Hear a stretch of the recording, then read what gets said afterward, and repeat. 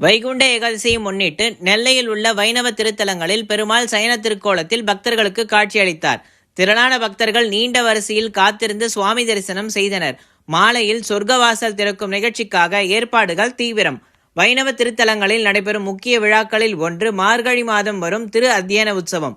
21 நாட்கள் நடைபெறும் இந்த விழாவில் வைகுண்ட ஏகாதசி விழா விமர்சையாக கொண்டாடப்படும். அன்றைய தினம் நெல்லை மாவட்டத்தில் உள்ள வைணவ திருத்தலங்களில் காலையில் பெருமாள் சயன கோலத்தில் ஆழ்வார்களுக்கு காட்சி கொடுக்கும் நிகழ்ச்சியும் மாலையில் சொர்க்கவாசல் திறக்கப்பட்டு காட்சி கொடுக்கும் நிகழ்வுகளும் நடைபெறும். அதன்படி நெல்லை பாளையங்கோட்டை ராஜகோபால சுவாமி திருக்கோவிலில் வைகுண்ட ஏகாதசியை ஒட்டி அதிகாலை கோவில் நடை திறக்கப்பட்டு சுவாமி சயன திருக்கோலத்தில் பக்தர்களுக்கு காட்சி கொடுத்தார். தொடர்ந்து பல்வேறு சிறப்பு பூஜைகள் நடைபெற்று ஆழ்வார்களின் பாசுரங்களும் பாடப்பட்டது. இந்த நிகழ்ச்சியில் நீண்ட வரிசையில் காத்திருந்து காலை முதல் பக்தர்கள் தரிசனம் செய்து வருகின்றனர். மாலையில் சொர்க்கவாசல் திறப்பதற்கான ஏற்பாடுகள் தீவிரமாக நடத்தப்பட்டு வருகின்றது. இதேபோல் நெல்லை மாவட்டத்தில் உள்ள அனைத்து வைணவ திருத்தலங்களில் சயன திருக்கோலமும் சொர்க்கவாசல் நிகழ்ச்சிக்கான ஏற்பாடுகளும் தீவிரமாக நடந்து வருகின்றது.